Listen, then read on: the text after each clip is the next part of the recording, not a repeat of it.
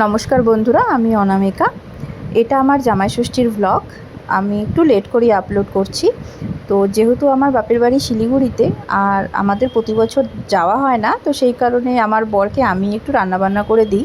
তো ওর জন্যই আমি একটু রান্না করছিলাম। না, তো বেচারার একটু মন খারাপ হয় আর কি, যে শাশুড়ির হাতের ভালো ভালো খাবার খেতে পাচ্ছে না।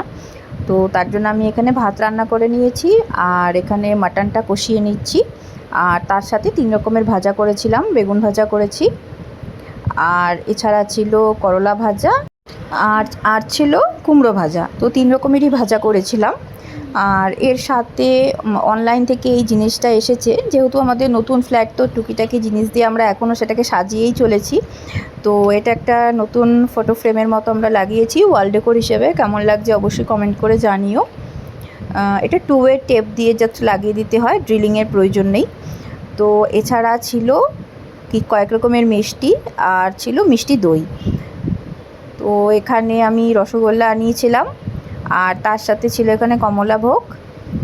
আর এছাড়া এখানে ছিল সেই জামাই ষষ্ঠী স্পেশাল যে মিষ্টিগুলো হয়, সন্দেশ, গুড়ের সন্দেশ, সেটা 2টো আনিয়েছিলাম এখানে।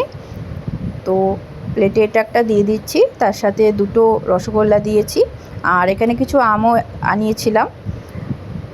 আর এছাড়া ছিল কমলাভোগ। তো মিষ্টি 4 রকমের মোটামুটি মিষ্টি আমি আনিয়েছিলাম, আর তার সাথে ছিল মিষ্টি দই। তো মোটামুটি আমার রান্নাবান্না সব হয়ে গেছে। এবার আমি আমার হাজব্যান্ডকে খেতে দিয়ে দেবো। শুধু আমি খাবার দাবারেরই অ্যারেঞ্জমেন্টটা করি, কোনো ষষ্ঠী পুজো বা ওই ধরনের কিছু রিচুয়ালস আমি করি না, কারণ যেহেতু বাড়িতে আমার মা নেই বা গুরুজন কেউ নেই, তো আমি জানি না ওই সব রিচুয়ালস ঠিক কী করে করতে হয়। তো আমি জাস্ট খাওয়া দাওয়ার অ্যারেঞ্জমেন্টেই করেছি।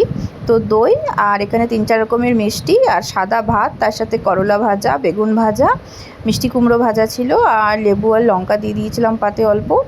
আর এখানে করেছিলাম আমি পটল পোস্ত, তার সাথে ছিল মটনের ঝোল।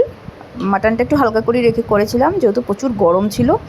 আর তার সাথে হলো আমের চাটনি আর মিষ্টি, ব্যাস। খুব বেশি অতিরিক্ত রান্নাবান্না করিনি, কারণ কলকাতাতে সাংঘাতিক গরম পড়েছে, আর আমার বড় বলল বেশি রান্না করো না, হালকা মতো রান্না করো, যাতে খেয়ে তৃপ্তি পাওয়া যায়।